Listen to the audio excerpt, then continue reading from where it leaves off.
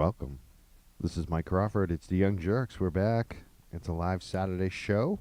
I want to welcome you to the show. We have a somewhat full studio. We also have a dog, a canine here, Sid. You may see in the background. That's me. I'm terrible. Oh, someone's got their phone on. I was trying to figure out what was going on, but that's It's okay. the theme music, man. We'll work that out.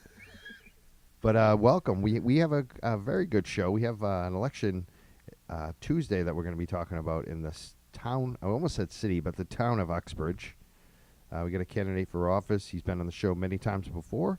We also are going to be talking about Cambridge City Council, an election there as well. Maybe Boston. There's a lot of elections coming up. I want to just make some programming notes before we get into it to interview our guest. One thing I want to just mention, there are a lot of campaigns going on nationally, locally.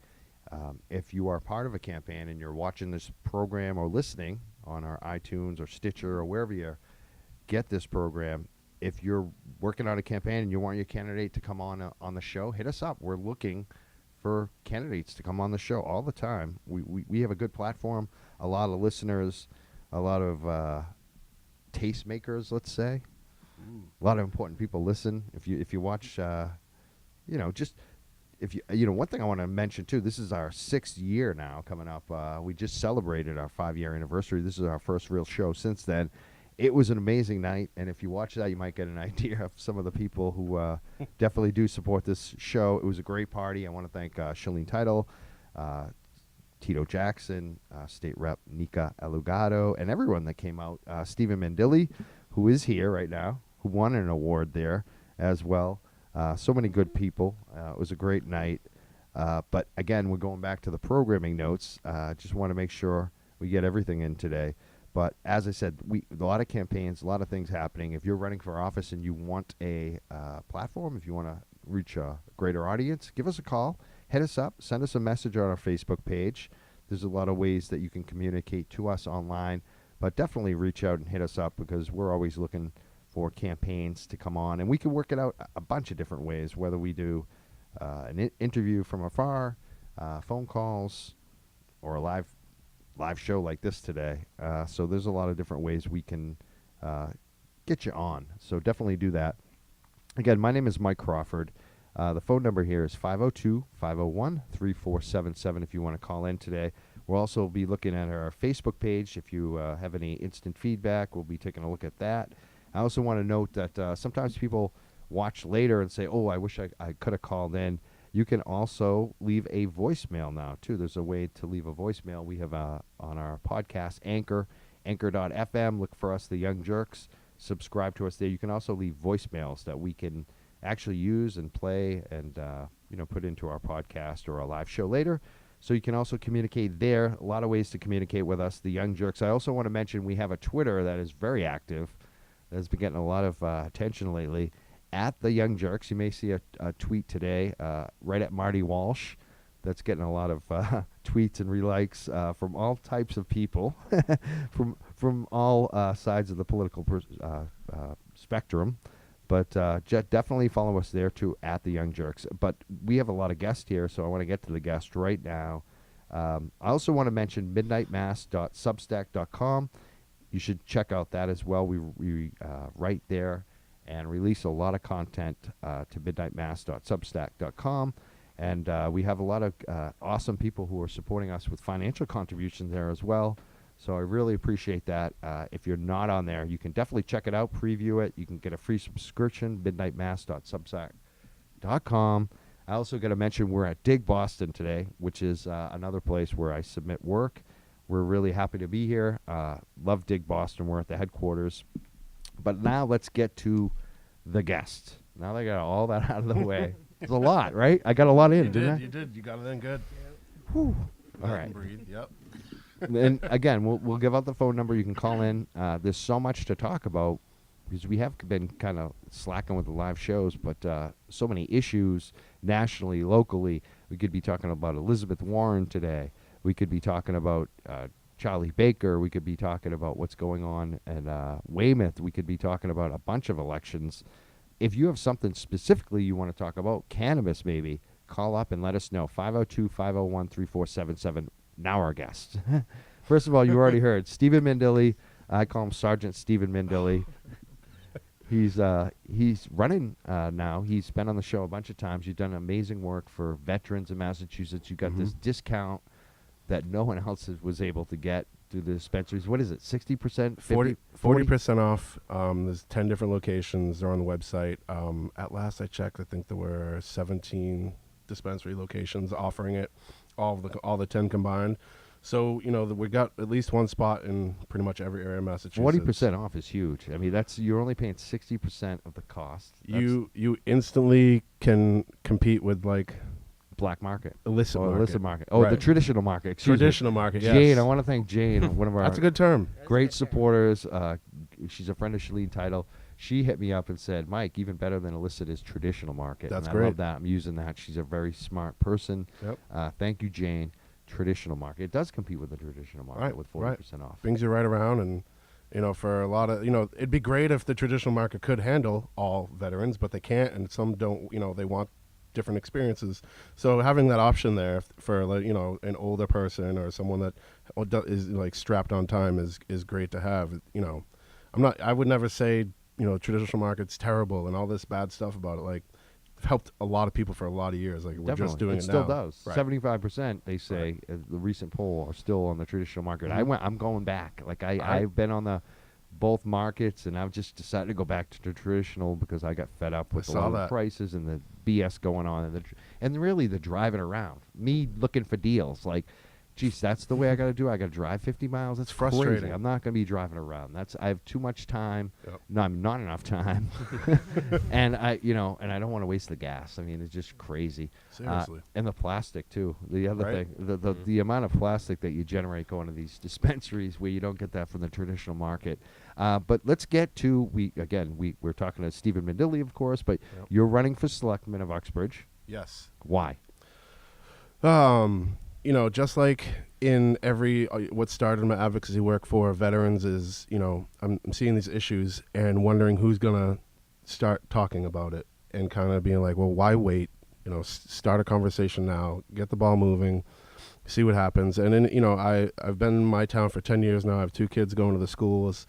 I notice things when I'm out. I notice everything, not trying to, and I don't want to be one of the people just standing from the sidelines being like, you guys should do this, you should do that. It works better if you contribute, if you kick in, like do what you can do. And I believe I can do what's in the best interest for Uxbridge, and not siding with, personal agendas, just keeping it, Uxbridge is going to be here after I'm out of office. I want to make sure it's better, like we're not leaving the same old problems. And my kids go to the school, so education's very important. And like most towns, education's getting a huge piece of the budget. So it's good to know everything that's going on there. I think the schools offer great education, great classes and social groups afterwards and everything. I think it's great. I like to see it grow, and do everything I can possible and stuff like that. Awesome. I saw you just posted a letter to the editor that the local citizen wrote, definitely endorsing you. Right. I also saw another story that one of the newspapers had written about the campaigns, and you got the lead, which is, and really positive coverage. You got the best part of the story. It seems like you're doing pretty well. Is that what it seems like right now? Yeah, I feel like, I've noticed, I don't feel like it, but I've noticed in talking to a lot of people, I can relate to a lot of different groups of people going, and people don't expect it that I can, but, you put your white privilege aside and realize, like, yeah, you got things you got to go through, but not complain about it, be helpful, and I'm just trying to do what's good, what's best for the town. I'm not surprised by it, though, either, because, I mean, you've been here so many times. And you did win your group, Veterans Alternative Healing, won the award from us, which Thank was you very much. best, It was huge. Best cause. Mm-hmm. Which, I mean, you're a cause-oriented guy. You're a guy who slept outside the State House to try to get Charlie Baker's attention about the opiate problem. I'll do the work that needs to be done, and it's starting doing that has led to now I'm working with I run another nonprofit called Alternative Treatment for Veterans, and we have an amendment that got passed in with the budget. We have amendment number 623, which will, where we've picked up some clues from Illinois, where they have a program where veterans don't have to go to see a doctor. They just send in their federal. Well, they do. They see a federal doctor instead of Right. So they you don't go have to the s- VA. Yeah, they They- can see a VA doctor. You have paperwork stating your qualifying condition. Like a federal document should do the trick in getting, and registering with the state. And we've taken it a step further where no fees are going to be involved either. That's so right. So it saves saves veterans money, which Yep. is a good 200 and probably $50. That's pretty much Right. what it cost me. And a veteran can just go to the VA and get it done. They don't have to Right. spend all that money. And it sounds like, a great, it saves them money too, but also saves a lot of veterans from having to go and have conversations with a doctor they don't know that they really don't want to get into. Right. So it's like it's saving it, And time. right. Like it's a lot of time. Like these medical cannabis doctors are in high demand. And Right. I know how hard it is to get an appointment and go out there and deal with them and talk to them. And for me, it's just, I Right. can't imagine being a veteran. So And I appreciate every private business that steps up and helps out and just does what they can. Like Medwell now is doing, free certifications for veterans that have 100% disability. So they're going to fill the gap there. And Canacare Docs is on that. Canacare, yeah, I have. I'm able to give out 10 a month to veterans that they Through reach out to Canacare? me, yeah, and That's send them awesome. a voucher for Canacare. CanacareDocs.com. And it's people get mad. But it's like the VA is failing us. Okay, so the problem is fixing the VA. It's not getting upset at the dispensaries or upset at everything. It's like this is something new. You have to create a way to do it. You can't just get mad that you have things to aren't do working. something and work Right. with this establishment and, Right. and go in and talk to them. And you can't be closed-minded and be like, well, I don't like that politician. I don't like this politician. Like that's the office you have to go in to change something. Put your personal feelings aside and get the job done. And you've done that over and over again. I've seen you do it. I know you, like Elizabeth Warren, you work with her. You've worked with Patricia Jalen. I mean, you've worked with. I mean, how is your relationship with, let me ask this, Republican Ryan Fatman's office? Is he, Actually, he was the third senator to sponsor the amendment. oh, cool. I ran into him grabbing coffee. We're going to be working together as I'm a selectman in his district. I'm So going to even Republicans you've Mhm. that were against us initially. find a political group that exists that has any sort of sway that is saying, nah, we don't really want to help veterans. Like people want to put us up on pedestals all the time and say they're doing stuff, and well, now we're doing it, and veterans are getting to do it too, and just that alone is having representation and things is immensely important. Awesome. I'm going to give our phone number again, 502-501-3477 if you want to call in. Definitely do so. We have another guest, two other guests. One I'm going to get to my left right now. He's also running for Cambridge City Council. His name is Ben Simon. Welcome. Yeah, thanks so much for having me. And tell us, why did you decide to run for Cambridge City Council? Because of displacement. I don't feel that City Hall right now is representing all of its citizens or residents at all. There's a whole class of people that are vulnerable to displacement, and it's, if they were being represented, they wouldn't be being displaced. I was displaced when I was like a kid. I was like 14, and my family was displaced from our apartment in Porter Square. It used to be a rent-controlled apartment, but after decontrol, the markets went crazy. So we got pushed out once. We had to resettle in the Midwest. So you went from Cambridge to the Midwest. Yeah. How old were you? I was 14. Wow. Yeah. That must have been crazy. Like, you must have been like, wow, my whole life has been upside down because of this. It was a this rule. This is basically a vote, wasn't it? huge culture shock. Yeah, I went from Cambridge to like a suburb of Chicago, and it was like, yeah. And the experience is so traumatic. You don't only lose your home. My dad lost his job, but you also get uprooted from the community that you've been part of your whole life. And our city hall and our whole pretty much economic system is saying, if you own your home, you can stay. If you're a renter, you have no right to be in your community. Like if some people decide to raise the rent, sorry, you can't pay to be part of the community. What kind of community has a price tag? That's not a community. We've had a lot of city councils in from Cambridge and other cities in the past, Somerville even. And one of the city councils I really like is Matthew McLaughlin from Somerville. I guess they're aldermen. I don't know if they've changed it, but he was an alderman when he came on. I think they might be city councilors now. They might have changed. I think they changed. Yeah. So, he made a funny comment that he was the only city councilor because he was looking for a new place to live in his district because he was a renter. He said he was basically the poorest city councilor, and that this issue just didn't affect all the people that he was hearing from constituents. It affected him, and how difficult it was just to find a place so he could still remain the alderman at that time. Yeah. Because rent is so high. It is. I mean, do you think that any Cambridge city councilors kind of worry about gentrification, or are they all owners? That's a big thing. There aren't a lot of renters. I think there's only one right now, and he used to be a homeowner. Yeah, I think that's Who's a big. that? Is that Quentin? No, it's Dennis. Dennis Cooley. Yeah, Dennis Carlone. Yeah. Yeah, I think we need more renters on the city council for sure. But another big thing is we need to have fewer people. I mean, ideally none on the city council who take money from developers, because another reason I'm running is I had this experience with the EMF place where you guys used to do your show. And we got displaced Yeah. from there. Yeah. Like we've felt it. I mean, if people have been following the show, you've noticed, I think this is our 4th different location in like 5 years. So, I mean, this affects everybody. Whether Yeah. you're an artist, you're a startup, you're anybody trying to do anything outside of their basement, it affects us all. And even Definitely. having a basement is like, thank God some of us have basements. I mean, it's Yeah. brutal out there. It totally is, yeah. So yeah, the EMF situation that I got as it affected me was I had a band, and we practiced in that same building you guys were doing the show in. And when this developer bought the building, he sat on it for 2 years to seem Not like tell anyone. yeah, to make it Everything's seem like, gonna be oh yeah, fine. just like everything's fine. But of course he had plans for it. He wanted to make more money out of it. So after 2 years, he says we all are all getting kicked out. But we organized to fight back, and we said, this is a part of the arts community. Like, the arts community will really, you'll be killing the arts community in Cambridge if you get rid, It was like get the rid of the center space. of the arts Yeah, community. I mean, it was. I know New Alliance. I mean, even before I did a show there, I've been in that building. I know what it means. I've worked with bands, managed bands, booked shows. That was the spot. It was. really was. And It it's was amazing. irreplaceable. Yeah. It's irreplaceable. It totally. And the city had the chance at that point to step in and say, you know what you're doing might be technically legal, but it's not right. Like, this is going to really, what is the city going to be when there's no more art in the city? So we have to stop you. We have to figure something out. We can negotiate.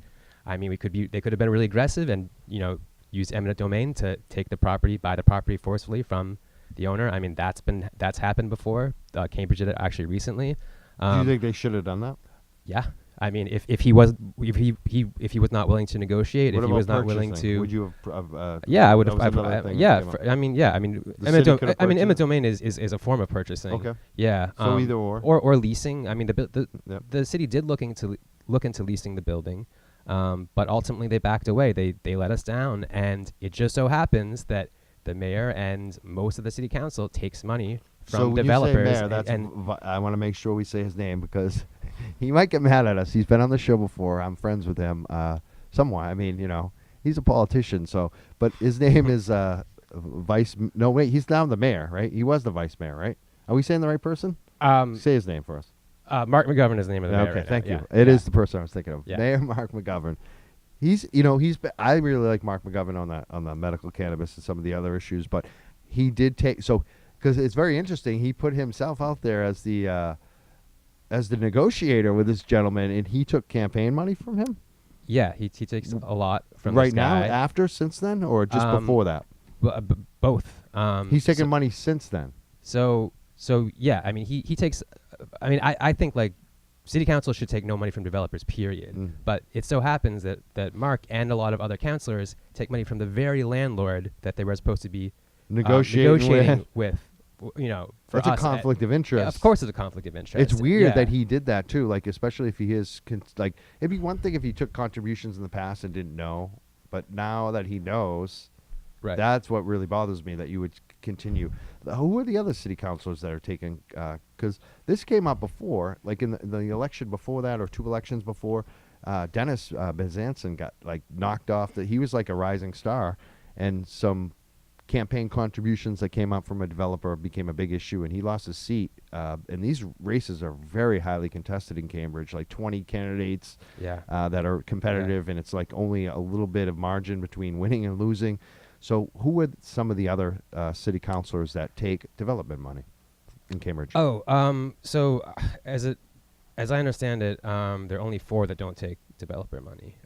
There's Dennis Carlone, Quentin Zondervan, Sumbul Siddiqui and Jan Devereaux. And Jan's not. But Jan's Jan's just gone. announced that. So we have. I love you know, Jan Devereaux yeah, too. She's really good. It's it's a little scary that she's leaving. So 'cause- say the 'cause names now, again of the people who you are saying don't take developer money. Quentin Zondervan. Who's running for re-election He and is, is yep. probably going to come on the show. I've been talking to him. I like him a lot. Yeah, he's a great guy. I mean, of there were 2 elected officials that really came out to bat for us when we were going through this process EMF. and fighting back. The EMF situation, yeah. Quentin Zondervan was one, and the other was Mike Connolly. Quentin State rep. Zondervan, yep, state rep Mike Connolly, and yeah, Quentin actually, he authored this whole resolution with all these things to help us, like including negotiating with the landlord for more time, which happened, and including a resolution to try to work with the landlord to look into leasing the building, which ultimately didn't happen. But he authored this whole resolution, and we really appreciate that and saw that. But at the end of the day, the city hall was like, well, developers pretty much get to do whatever they want regardless of the community impact. At the end of the day, people got to make their money, and private property rights, et cetera, et cetera. But it's like, when property rights are in conflict with like preserving the basic integrity of a community, maybe it's time to have a question about like, where do we draw the line here? Exactly. I mean, I think we need to at this point. It's so way obvious. past that point. Yeah. Rent control, you support it, right? Very strongly. Bringing it back. Yeah, I mean, I grew up in a rent control building.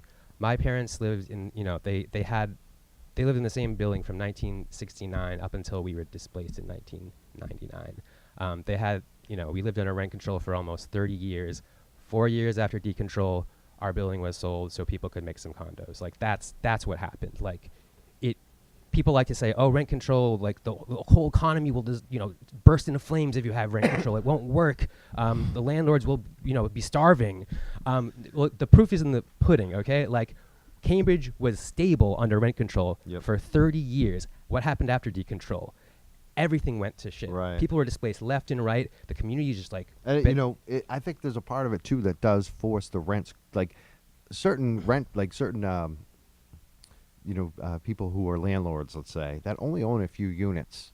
I see this all the time on social media. They cry about it saying, if you put in rent control, I'm going to have to sell them to the big developers because I can't afford the taxes. I can't. And it's because the property values have gone up. Like, because the rents have gone up, your costs go up. So this stabilizes everyone. Like, so they have to keep it in mind, too. Like, the reason why you're having to charge more a lot of times is because of the marketplace, and it's out of control. It really is, and especially we know who it's really dominated by. It's these big developers that you're talking about. Totally. And the small owners, a lot of them, they get it. And like the only reason I'm in Cambridge right now is because my landlord is an ethical dude and he keeps my rent cheap. Otherwise, I could not still live in Cambridge. Like, so it's this funny situation where I'm advocating for rent control. Where people think, landlords don't like this, but he's controlling his own rent out of just a sense of like, I'm part of this community. I want people like you to live here. I'll have a relationship with my tenants. I wanna be a good. We can't rely on that actor. for everyone, but though, we can't rely unfortunately. on that. Yeah. Most people are gonna. I'm not going to do that. Aren't- And most of it's run by big developers. Right. They just care about the Right. bottom dollar. Right, exactly. So like, we have some other issues I want to get to too as well. But I also want to make sure we get Marion. Did I say your first name right? Is it You did. Marion Marion, McNabb? correct. And you're with say the group. It's 3 C's and Yeah, it's I'm gonna it's screw a it up. mouthful, right? Yeah. All right, it's but it's an Cannabis. important one. Thank you. It's Cannabis Community Care and Research Network, C3RN, like C3PO. And you're like basically looking into the science of cannabis, right? For medical patients, and you're doing unbelievable events. I watch you guys all the time. You guys won an award too, didn't you, recently? We did. We won the NECAN award. Yeah, Yeah. a big award, Yes, for the best scientific achievement. Yay! which is awesome. Yeah, and congrats to you too. For Yeah, your we award won and too. your award. Yeah, we all won Awards. awards recently. Isn't it interesting? Yay, awards. It is cool. So you work with Steven as well. Like you guys are working together a lot now. I see you guys doing events. Yeah, we hang out quite a bit. Yeah. So last year, C3RN launched a open cannabis consumer and patient research study with UMass Dartmouth. So we, for 6 months, tried to test out working with dispensaries and universities, consumers and patients, really to try and understand, how people are consuming cannabis and why, and just understanding that this is already happening in a reality. But what we tried to do was break the research paradigm. So as you can see in cannabis research, it took 10 years for Dr. Sue Sicily to have a rigorous research study approved for PTSD in cannabis and veterans. We're really excited she's going to be coming at our next event. But 10 years is way too long, and people are consuming and finding benefits for cannabis. So what we did is a concept of open data and really trying to collect information and share that back out for immediate public health change or behavior change. So it worked really well last year. We partnered with 3 different dispensaries, so INSA, Basque, and Revolutionary Clinics, and we found some pretty striking findings, the most striking of which 63% of our Massachusetts sample was using cannabis to get off prescription medications. So as a public health professional... Does that include even just stay off them completely, like never get on them? You know what I mean? Some people, I think... have already done it in the past. Yeah. Yeah, and so we've since included so that includes question. everything? Okay. So that statistic more. actually is people actively trying right now in 63. Massachusetts out of our sample. I believe it. I mean, Yeah. it's, for me and Stephen, Yep. Stephen went way down that road. Yep. Yeah. We got to grab the number on people on maintenance and Right. recovery and long-term crazy. recovery and Yeah. stuff too. It's huge We've stuff. You know what question I want to ask you, because this recently came up. Well, and it's like a podcast I'm working on right now. There's a gentleman who was I don't know what his title is, but he's been on the show in the past. He called in. He was a sponsor of ours. I should say that. And we were also sponsored by the competing dispensary, competing company. So we've been sponsored by both sides of them. But there's some audio. His name's Nick Smart from Canacon, and he said some really kind of crazy, outrageous stuff. And I'm going to be playing it on another podcast and cutting it up. And one of the things he says is that we have to stop pretending that medical cannabis works for back pain or pain at all, and that anyone that's using it for pain is a pussy. Whoa. And that they should just work on their nutrition and exercise. Oh, wow. Wow. And he runs Canacon. And there's some other things he said we'll That's get pretty into. offensive. But I'm just wondering, what do you think about that? Because you did this open data source. Yeah, I'd throw some data into space. I'd have a conversation about that. That's pretty ridiculous. To teach everyone else how to be perfect, he should be front and center doing that, right? Like, Yeah, is he giving that's- classes on being Well, perfect. apparently he says he's in pain, too. Like, he's got issues. And I just think it's weird. Like, it's like what works for you may not work for everyone else. Right. It's like Right. This is the one thing I tell everyone. It's like we're not all the same. Our experiences are all different. But when you look at data sets Yeah. and you see 6 out of 10 or, Yep. that means something. And it's all different types of medications. So it's antidepressants, anti-anxieties, benzos, opioids, even proton pump inhibitors, insulin. People are reducing their use and dependence on insulin, which is really incredible, right? And so, I mean, at C3RN last year, we, found this really to be a public health emergency. I'm a public health clinician, or not clinician, but practitioner. And it really is. This is an alarming opioid epidemic. It's one of the reasons we started our company. We focused on how to use cannabis as a treatment alternative because Massachusetts is really facing an incredible public health epidemic, the opioid epidemic. I mean, what did you post something the other day of 5 people die every day? Yep, still 5 people dying every day. Yeah, It's in crazy. Massachusetts. And then veterans specifically 3 times more likely than to die of an opioid overdose, and that's larger or higher in Massachusetts than it is nationally. So, I mean, and it's clear there's, I'm probably preaching to the choir here, but, But Nick doesn't seem to get it. I know, that What would guy's a you little say- dense. Yeah, what would you say to him, Stephen? The important thing is the person being able to get off a more dangerous medication. It's harm reduction. So, like it or not, if it's keeping someone alive and giving them an opportunity to persevere and grow from their experience and get in recovery, more power to you. Because the problem that's happening, and I was on them too, you're not just on an opioid or a benzo, but you're also on a sedative for sleeping. We found out high numbers for insomnia too. So if you can take one of that deadly cocktail, they call it the Houston cocktail.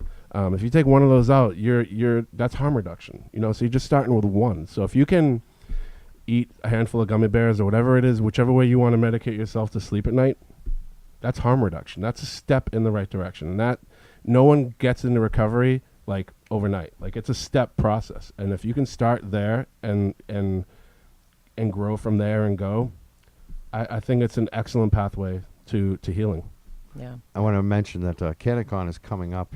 They're coming back to Massachusetts after they badmouth Boston. By the way, that's also some Boycott. audio. He didn't seem to have good words for Boston, but he's coming back to Springfield, Did they try and to he's come with also Stone? against social equity, Oh, okay. Well, which is let's interesting because I boycott. don't think there are any people of color or anything in Springfield or anything. No, nothing at all. It's not disproportionately impacted by the drug war or identified as such. So we're going to be getting a Locally. lot more into him, but we have some candidates. We got to get into the campaign. Stephen, your election is coming up on Tuesday. Tuesday, yes. People got to get out and vote. I'm telling people, one of the rights, that I've happily fought for, and so many others I've fought for, lived for, gave for, is your right to vote. You got to get out there and use that. It's more powerful than a like or a share on Facebook or a comment or a meme or anything. Like, that isn't how things change.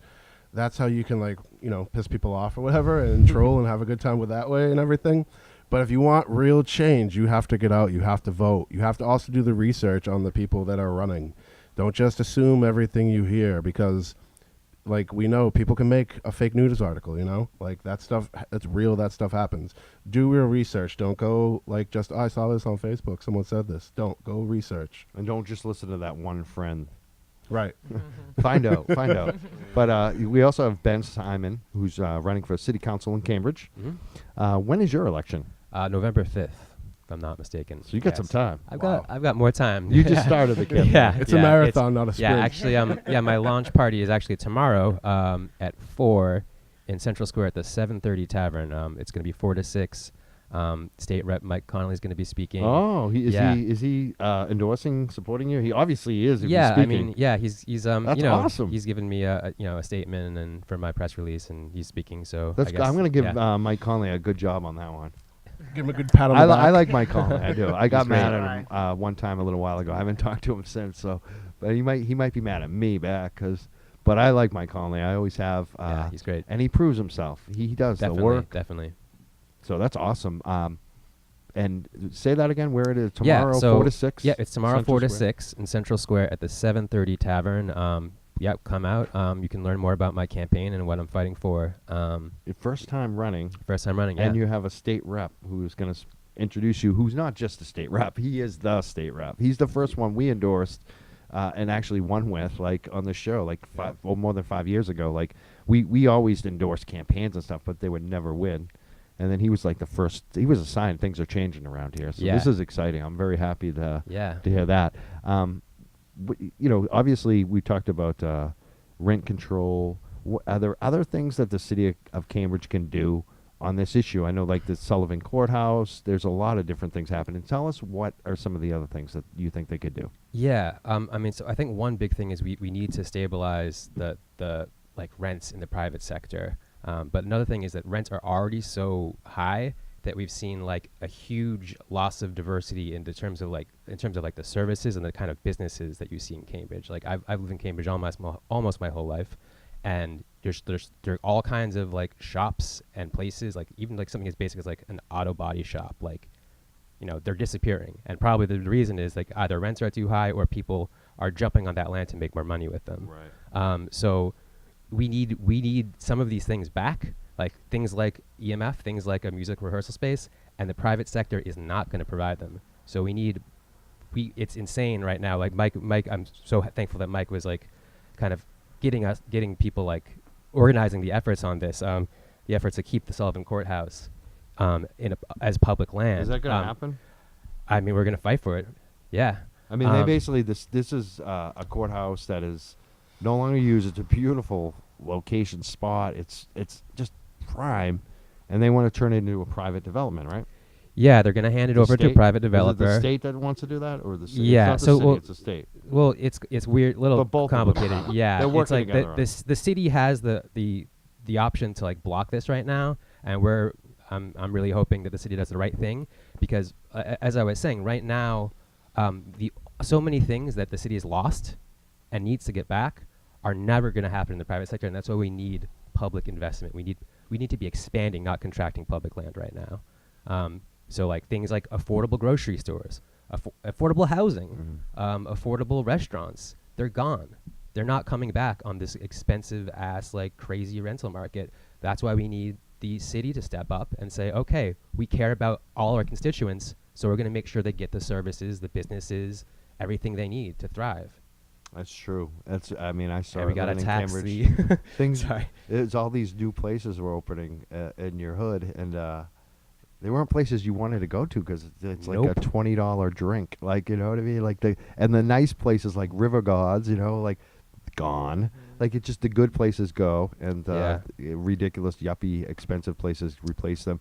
I want to ask you about some other questions too, because we'll call this the speed round a little bit on the local issues. Sure. Try to be quick as possible because we got a lot we want to Gotcha. get to. Sorry.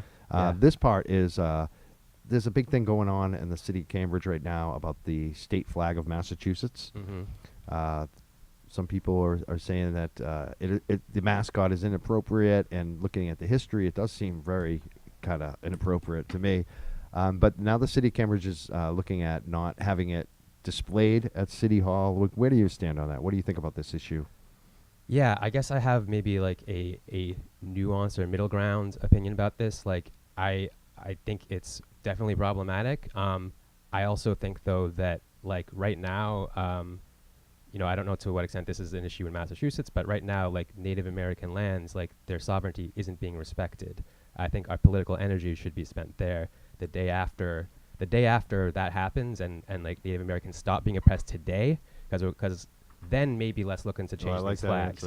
Like, so it's just kind of like trivial BS to well, kind of it's just like look it's, like it's you're doing low hanging something. fruit, Yeah. and like it kind of creates The this real image. work. Oh, we stopped doing that. We stopped repressing Native Americans, so let's Right. change the flag. Right. But no, we're still doing it today. Yeah. So maybe we should put that political energy into helping fight for to stop this oppression that's still going on today. Members of that culture should have the say too. Like it shouldn't be left Yeah, to that. exactly, They should yeah. be front and center at the table. Interesting. Cannabis issue comes up.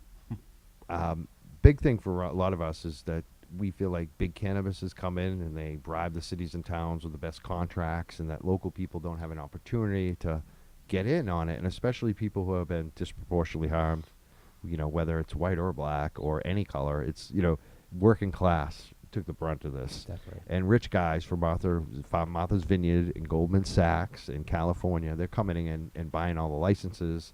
And these guys are like venture capitalist types.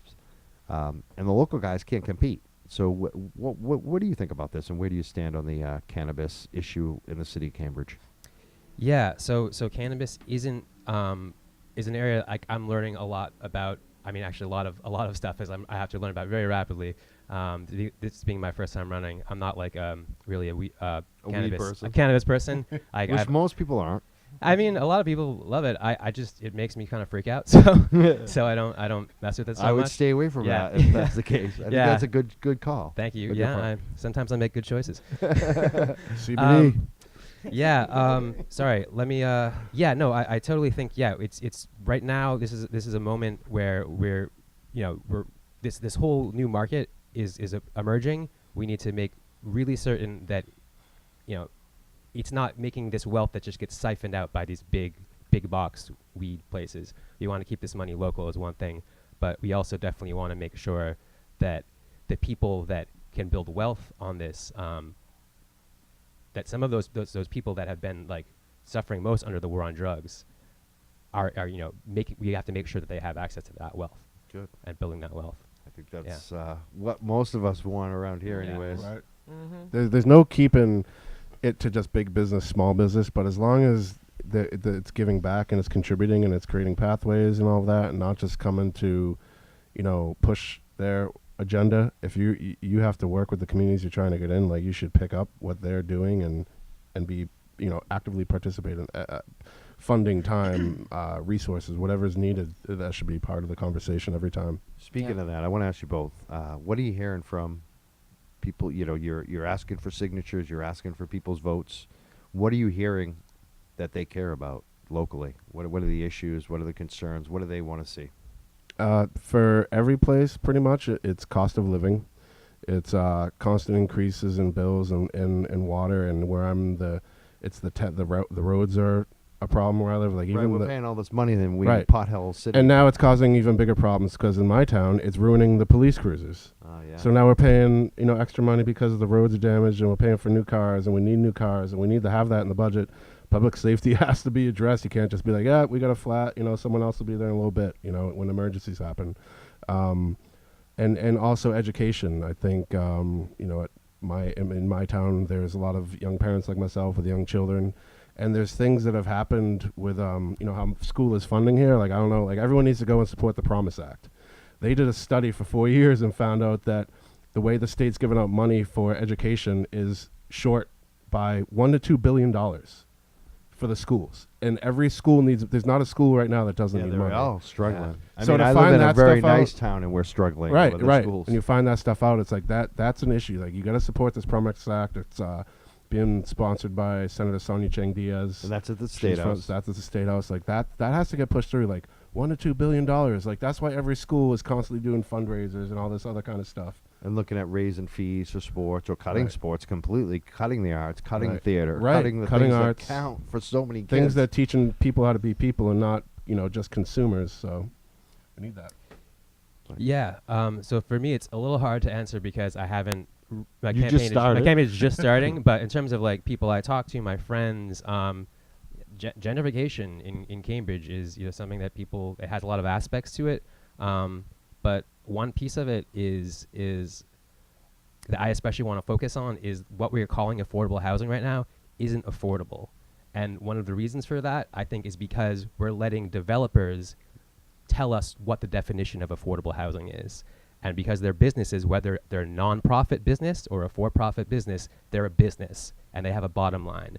So that's why they have a minimum for this affordable housing, which is absurd. Like, how can you not afford affordable housing? Right. If you're going to call it affordable, it better be something that everybody can access. It's true. It's the affordable housing programs. Most people are either too rich or too poor. And Like they can't afford they either can't afford the down payment, or they make too much money, and it's just a little bit too much money, and they're still poor. Like it's just Right. That's why I think this has to happen in the public sector. Like we need a massive investment in maintaining and expanding our public or social housing. Vienna in Austria, they house 62% of their population in social housing. I don't understand And- why we can't look at net worth more on all of this stuff. Like they always look at income. Like income is the most important thing. Right. When you live in Cambridge, income doesn't go as far.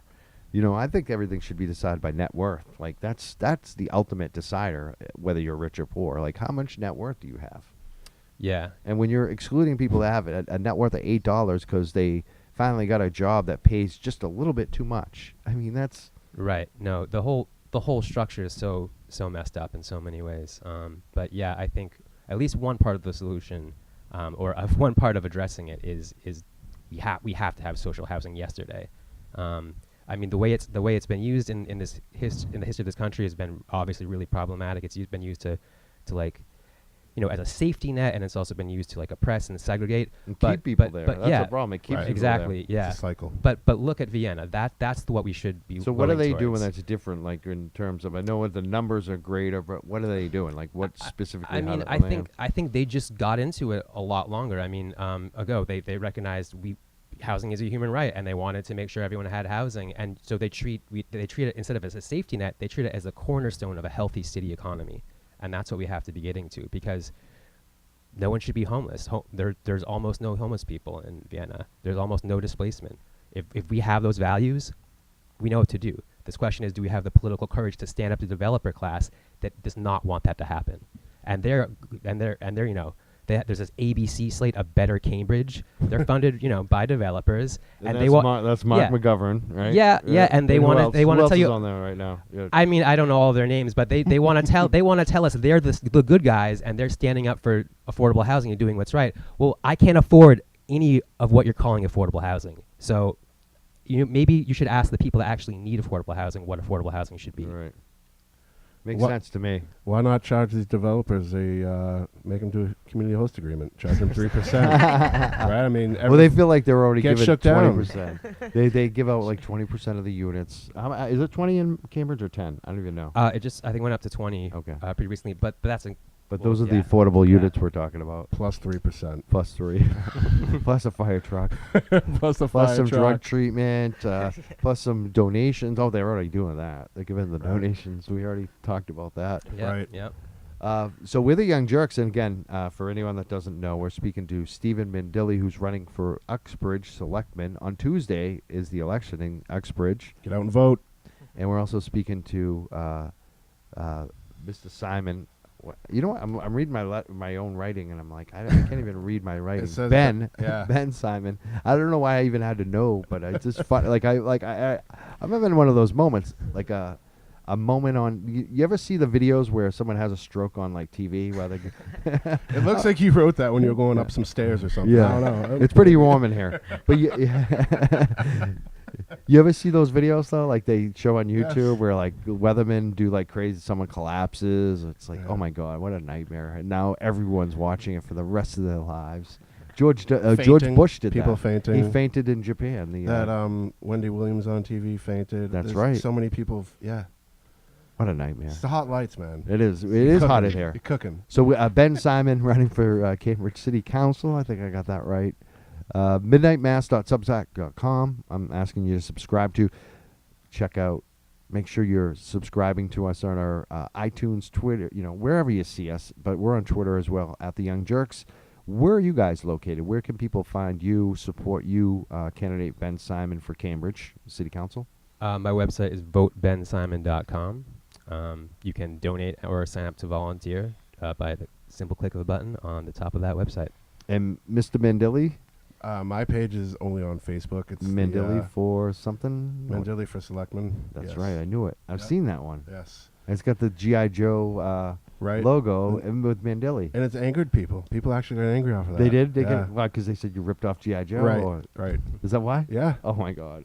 It's like the Alright. stuff we get about the Young Jerks. They're like, Alright. you're ripping off the Young Turks. I know, right? I'm so upset. Write a Sank. letter. They'll tag Sank on Twitter. They'll be like, Sank, do you know about this? Right. Like, oh, I hope he answers one of these days. We're gonna call your mom and tell her. Yeah. Like, why don't It's you like call d- Hasbro and see? And then I I'm don't think like, they'll did you care. ever hear of the Young Turks before the Young Turks? That they're kind of ripping someone off too. So it should be okay. I'm good. There was a Young Turks. You know that, right? Yes. Hollywood yes, Young Turks. yes. Who was it? Like, I've seen it everywhere because every time you I look think up the what's his Young Jurks, name that was comes the up actor. too. What's his name? Jack Nicholson. If you type in the Young. Yeah, he was a Young Turk, I think. Okay. And Peter Lawford. I think those were the Young Turks. They got ripped off. I'm really mad. I'm really mad that Senk ripped them off. People will get. You're gonna like. That's the thing with politics, and he knows. You're gonna make pretty much like half of the people, like 49%. They're not gonna like you. Yeah. Yeah. So it's like they're not going to, and that's okay because they have But their own agenda. if they talk about you a lot and like they remember your name and repeat your Right. name, there's probably a relative that doesn't agree with their politics who's like, "Oh, I'm voting for Stephen Mandilli. You hate him." Like Right. that's just the way it works. Right, and if they're spending time talking about you, I mean that your campaign's working. Repeat my name, the Young Jerks. The Young Jerks. That Michael Crawford. We're ripping the Young Turks off. You should boycott us. All right, we're the Young Jerks. If you want to call in, 502-501-3477. Oh, and maybe you're one of those Kirk Minihane people on Twitter that are mad at me because I don't like him. You can call in, too. He's got a bunch of fanboys. See, they have their own shows. Call in. I recently got an invite to go on one of their shows. It's called the Mini Fan Show. Wow. I'm going on the Kirk Minihane Fan Show. Oh my I've really goodness. arrived now. I'm made it. blowing You up. made it, I am Mike. blowing up. Wow, you made it. You made it to a fan. Not page. until Blind Mike. That's another one who he's got to interview me. He's I don't even know what his show's like, the shit show or something. It's like this is the worst place ever to be. Come on my show. But the anger show. 502-501-3477. We haven't any phone calls today. I don't know what's going on. You know what? We've been gone for weeks. wait, People it's might It's a have beautiful forgot day, about that's us. probably it. It is. Yeah, it's actually not. But a lot of raining. people watch it on Facebook. We're getting comments too, so Right. maybe we'll read some of the comments. I don't know. I'll check them out. Anything good? Yeah. Oh, here's one. Brian Palasko writes, Stephen Mandilli 2019, go Uxbridge. Thanks, Brian. He's a selectman in Uxbridge. Oh, he is? Yes, he's not up for election this time. There's So that's basically an endorsement from a sitting selectman right. on our page for you. Yes. That's awesome. Yep. They're out there holding signs when I left, him and his wife. Like on the way to the show, I'm like, this is great. Like, this is a great community. I want to help it. You know, I'm only trying to do things to improve. And there's that group that doesn't want it to for some reason. It's like, why? Like, why hold it up? Yep. It's got to be because only it's not helping you personally, and that's somehow more important for the greater good of the town. Like I'm saying, the town needs to function better with or without you. Like when you're gone, it needs to be a better place. That's you have right. to have done something. Hopefully.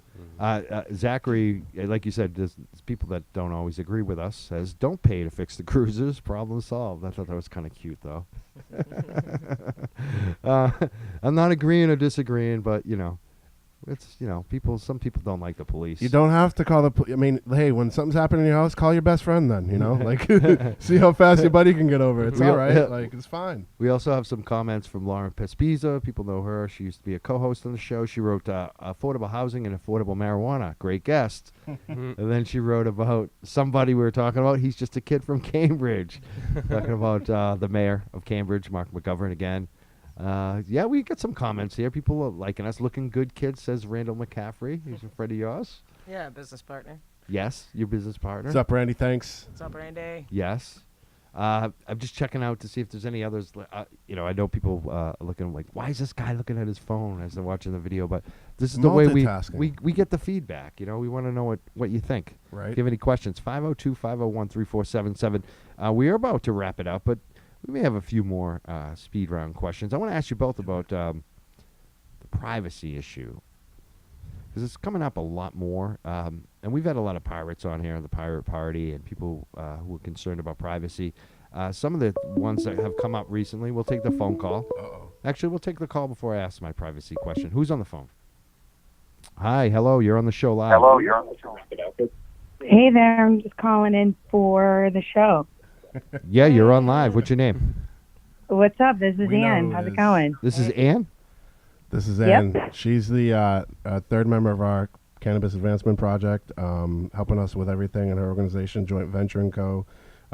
Someone that's stepped up to do the work to help veterans, and really, it's a bullseye on a bigger problem. Like, it's affecting a lot, but if we can focus in on the one and fix there, and then spread everything we're doing outward, that's the goal.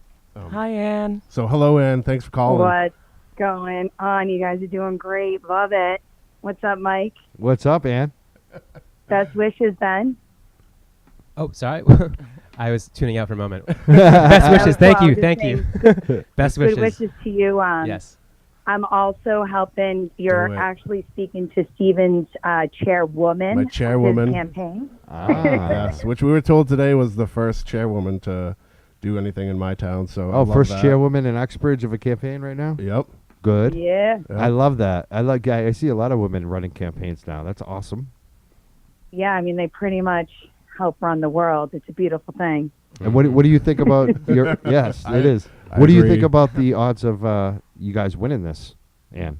There was an interesting op-ed piece that came out today by Dr. Trapscott and a community member of Uxbridge. And all I have to say is he's incredibly eloquent with pretty much saying that his opponent, not the incumbent, but the opponent that's running is just like toxic.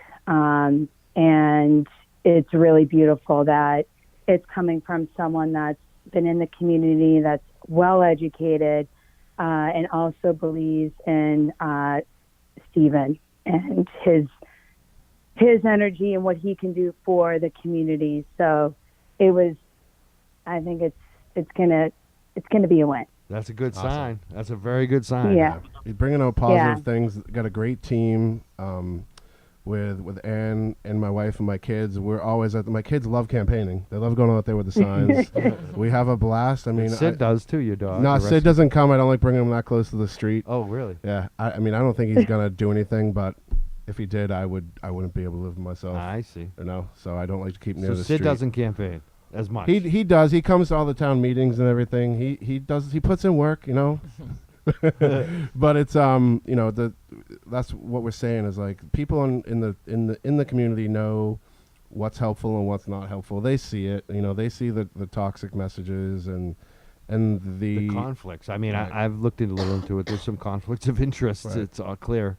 Yeah. I mean, it's public record. So, I mean, if People- someone spends 5 minutes and takes the time to inform themselves, I mean, it would really suit them well to know who's going to be helping operating their municipality. And like the other added benefit, Stephen has experience working at a local and state level, and being able to bring that into small Sure does. town politics is extremely valuable. Right, So right. he's just going to be like a beyond a winner. Like Oh, yeah. they've already won. Yeah, I know. They've I already won agree. Stephen I Bean. agree. I got to say, I am definitely endorsing Stephen Mindilli for Selectman Uxbridge. And got- just based on what I know from Stephen, he has helped me meet politicians and become friends with them. Like, he's someone that is a relationship, maker. He meets people. He goes out. He goes the extra mile. And he's going to be able to bring a lot of resources to the town of Uxbridge on a state level, because you know a lot of these politicians. I know you do. I'm told, like, I have no experience in everything. It's like, okay, so I'm working with state legislators. I work with my federal legislators. I have people that want to complain, oh, you went to D.C. It's like, well, I'm trying to help veterans, okay? We're everywhere. And I don't care what line on a map is there. We all deserve the same thing. That can't happen that way. Yeah. That's ideal. But, like, I'm out there. It's not about who the person is. It's about the office and what that job title is. And you have to get those people to do that job. Like, to be able to work with, and it bothers people. I don't get it. I'm working with Senator Elizabeth Warren. I'm working with Congressman Moulton. I'm working with these people because that's who we have to work with. What am I going to do? Wait for 4 years? Wait for whatever? Like, no, we need to do this work. These people are trying to do good. Elizabeth Warren, we've met with her, state policy director, quite a few times. They produced a video for our next event made for our, and the information that she's putting out on this is like, it's incredible. She's incredible. We're being recognized. And for you're talking about the work. your campaign. She's putting this out. This is for the work our we're doing for project. veterans. You and do the with project. veterans. Yep. Yep. Like Steve and Randy and myself. Yep. Yes. the minute we had preliminary data, boom, I was in their office. We shared it. Yep. 5 days later, they're participating in what we're doing. That's awesome. Yeah, it's pretty incredible. That is awesome. Thank you so much, Ann, for Thanks, calling in. Ann. Do you Thanks, Ann. have anything Yeah, else? keep up the great leadership, everyone. Yes, You and too. her entire You family coming to help out with the campaign, always being Thanks, there for the y'all. events. Amazing family. Thank you. Thank you, Ann. Thanks, Good Ann. teamwork. Thanks. Bye. Teamwork. Bye, Thanks, everyone. teamwork. Thank you. So we're the Young Jerks. I want to ask you, Marion, about your group, because people, I took that survey that you were talking about, the open source survey.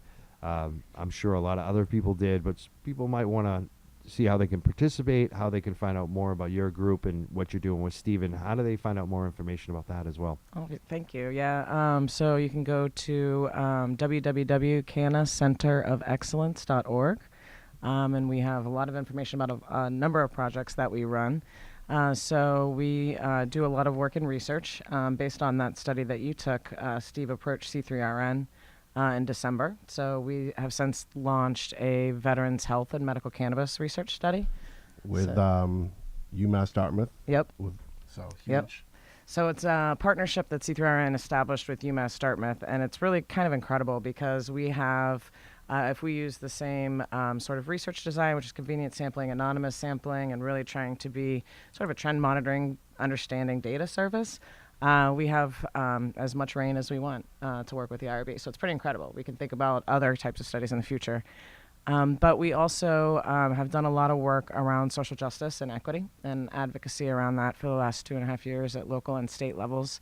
We partnered last year with Holyoke Community College. I feel like we've been talking to them for literally over a year to design some really awesome workforce training programs that would be focused on entry-level and reentry workforce training, particularly with the focus of those impacted by the drug war in Holyoke, but created some really cool things like a life credit program. So if you've been like delivering in the past, you could test out of certain skills, learn regulations, and get a certificate or something like that. Awesome.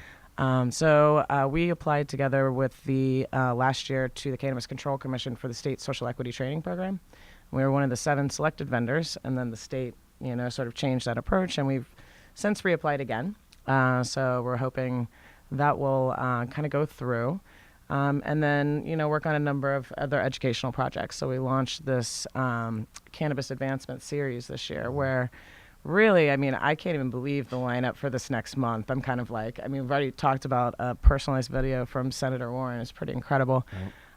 But we have Dr. Sue Sicily, the first researcher that I mentioned earlier, who just finished the study. She's going to come and discuss her hopefully preliminary findings. I Maybe don't we know. can send Nick Smart an invitation. Yeah, we really should. Canicon. We can ask him to give an opening Yeah. remarks, and then we'll skewer him. Then we'll call it a roast after that. Yeah. We have the adjutant commander of the DAV, the Disabled American Veterans, Dan Wow. Stack's going to be on a panel. Wow, that's huge. The too. wife's coming out and talking on a panel. They've been Yeah. traditionally against it, DAV, Yeah. right? Yeah. Well, So this is to an really extent. exciting. Or yeah. But this year, last few years, it's become one of their top 6 national points Issues? that they're great. covering, and they're pushing it. Like, I mean, November they had their magazine come out, their newsletter, and the front of it was a cannabis plant grown out of a pill bottle. So Yeah. they Wow. get it. They They, get it. understand. Yeah, and so this Good. is really They should. exciting because they're a member of ATV. So ATV Yep. was formed with Steve, us, DAV, and then also Revolutionary Clinics. And what we're really excited about this year is the data that we're collecting through the Veterans Health Study. My experience has been developing policy memos and change for different countries at state and lower levels too. So we're going to really try and translate and analyze this data and develop a policy memo that we're going to present to the DAV that can present to the federal level, and then we'll try and present that to the VA. So we're going to make so we collect information right now about spending, about medication use, about disabled status, and also what current health conditions and what cannabis is being helpful for. And so we're going to try and make a health insurance argument at least by the end of the year. So that's super exciting with the DAV part. Right. To have them taking the study to their national yearly convention as something to be pushed forward, it's perfect. It's Yeah. pretty cool. It's really cool. Pretty amazing. And we've already- amazing lineup too. It's Right, just and crazy. Commissioner Doyle will be there as well. So give a big shout out to Commissioner Doyle. She came to the launch of our of ATV and comes from a family of veterans. So Shared some very Appreciate personal her support. stories. Maybe you should talk to her about social consumption. yes, I'd like to have a conversation with her about Like social consumption. veterans need social consumption too, Commissioner Doyle. I have lots of Ask- thoughts and around ask social patients. consumption. I know she used to work at DPH. I'm a patient. I need it too. But we're about to wrap up. But I got to get back to the question I was going to ask you guys about privacy too. Yes. So, basically, it's come up a lot lately.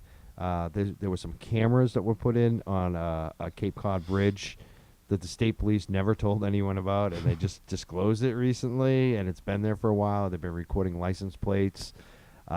Cambridge, when I was living there a few years back, they got a grant from the federal government to put in some cameras on the lights, and the cameras went in. They never got turned on. There was such a pushback. They eventually took out the cameras, but this has become a big thing. And in Somerville, Ben Ewan Campen, the city councilor, is talking about a proposal to ban facial recognition in the city of Somerville. And there's a lot going on with cameras and databases and law enforcement. I'm just wondering where you guys draw the line, because when you're a city councilor or a selectman, you kind of are the boss of the police force. And these issues are coming up, and it's kind of concerning. Some people don't care. Some people want the cameras. Some people don't. I'm just wondering where you stand on these issues and privacy, and kind of where do how do you draw the line and oversee the police on this too as well? I love privacy. I think, obviously with the story about the bridge and the cameras, like, there has to be transparency. Don't do it without, talking about it. And you'll find that talking about it, you'll find better solutions, like the police and the body cam issue. Like if we start asking and get it what we want, it's going to open the doors, and those going to start being used other ways. But The issue, I just want to add something there, because Yep. I think what we're seeing a lot too on this is that the money's coming from the feds. It's been going to the state police, and the state Right. police has been giving it out to the towns. And the cities and towns that cooperate are kind of being told at times, and I think it's coming from the feds, not to talk, not to tell people their cameras, and not even because they've had pushback. And they also are using, this is what the state police, we didn't want people to vandalize the cameras. We were afraid if people knew that they were there. I mean, it's a BS excuse, but so I want, so put them up high on a pole. I Yeah. don't think that's a good enough excuse for keeping things hidden like that. It's do you think we- the towns we- should refuse the federal money for these things? to refuse them federal money for the things for like the monitoring. cameras that are going into federal databases that are shared. This is basically what's happening is they're setting up all these databases, and they're trying to record everything and then use it later if they need it. I don't think so, unless they hit the agree thing button on the iTunes kind of thing. Like, if people aren't agreeing to it, then it shouldn't be done. Like, it shouldn't be done behind our backs. Absolutely not. Yeah, I mean, pretty much exactly my opinion. Yeah, like as with most things, nothing without consent. Like if we want this, then the people should say they want it. But this is if it's happening like, without like democratic process, then that's insane. I mean, but not just that. Like, surveillance can be a very scary tool in the wrong hands. So we should be. And that's the other thing that bothers me is when the bad guys get it, because they eventually do, and the private detectives. There's so many different ways you can get into these databases, and that's what's really concerning to me. People say if you haven't done anything wrong, well, a lot of times people that don't do anything wrong are affected by this stuff. Yeah. Right. You ever have an ex, that worked for the police or had access or found access or spyware? There's a lot of different ways with technology to hack in things and use things. Against sometimes totally innocent people. It happens a lot now. Speaking of that, the facial recognition thing. He's possibly looking at a ban of facial recognition in the city of Somerville. Would you guys go that far? Well, to what extent? So if you use facial recognition on your phone, you can't use it there? Or maybe the city using it, I think, or the police using it. Again, without consent, I don't see the reason why you would have that information. That's so if there was consent and the town members were agreeing with it, then maybe you'd look at it. Is that where you're? I guess give it a vote to the people first before you do anything. Find out what the residents want, and let the residents speak. Or as a politician or a legislator, you're a representative of the people.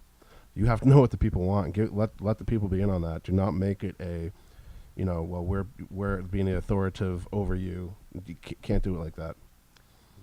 I mean, as far as like facial recognition software being used in like cameras in public places, I think that's really scary, and I would want to say a hard no. But yeah, I mean, it's we are a democracy. But if it's coming in from top down, then that's definitely no. Excellent. Yeah. All right. I appreciate your time. Again, we have, it's been hot in here. I mean, we're all dying, aren't we? We've gone over an hour. You guys are Gotta keep my warriors. buttons displayed, Ben so- Simon for Cambridge City Council. Thank you for coming in. Was this your first interview running for City Council here? Yeah, I guess it was. And you did really well. Oh, thank you. I like you a lot. I would like. yeah, Will thanks, you man. come back in again? Oh, definitely. He gets to Yeah. start off with the Young Jurks bump, and I have to wait till the end of my campaign to get the Young You could Jurks have come bump. in earlier. What? You Come on, I wouldn't even have the campaign about signs if I came out. Number one. Have I told you before you can come in any time? You just call me and let me know. Always. There you go. Always. let's I love Mike Crawford. I have a bit of a crush on him. So, And you're just a solid guy. You've been the same ever since I first met you. And you too. And we saved the best for last. Like, this is the most important time to have you on. I think right before your. Maybe in 3 years when this term's up and I have to head to a state office or something, Oh. I'll definitely be Yeah, back. there you go. I'll definitely be Let's back. win for this that one show. on Tuesday. First. Exactly. Yes. Let's I'm not make getting sure too we win on cocky. Tuesday. You got the Future planning then. short-term goals, long-term goals. Okay. So Tuesday, Uxbridge, Massachusetts. Vote for Stephen Mindilli. They can also And carry Jeff Shaw. Vote for Jeff Shaw and Steve Mandeli. I'm supporting Jeff Shaw. and they can also carry signs for you and Carry Sounds will be out there election day all morning, starting at 7 o'clock, bright and early. Take Sid for a couple of his zoomies across the yard, and then we'll be out there all day. I'll be going back and forth from home. Dartles will be out there. Just going to have a great time. Thank you. Yes, I thank you. wish you the best, and I hope you win on Tuesday. Vote for Stephen Mindilli in Uxbridge on Tuesday, Uxbridge, Massachusetts. There we go.